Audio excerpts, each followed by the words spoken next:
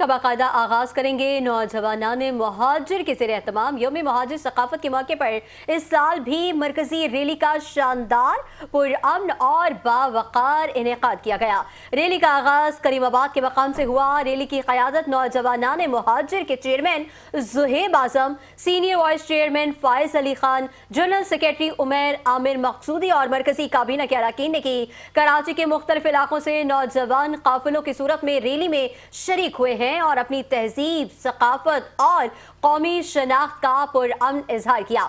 इस मौके पर चेयरमैन नौजवानान मुहाजिर ज़ुहैब आज़म ने कहा कि यौम मुहाजिर सकाफत आज महज एक दिन नहीं बल्कि एक नजरिया, एक पहचान और एक इज्तिमाई शऊर बन चुका है।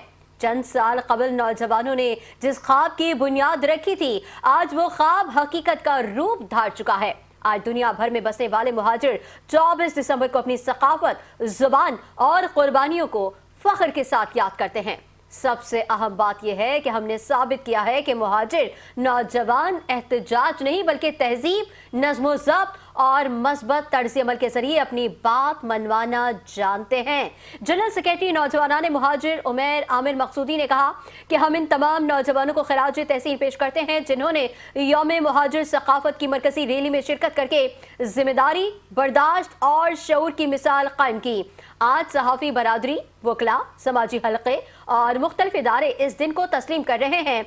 ये सब नौजवानों की मुसलसल जदोजहद और खुलूस का नतीजा है। उन्होंने मजीद कहा कि यौम मुहाजिर सकाफत का मकसद किसी के खिलाफ नफरत नहीं बल्कि अपनी शनाख्त को मस्बत अंदाज में उजागर करना और पाकिस्तान के सकाफती हुस्न को मजबूत बनाना है।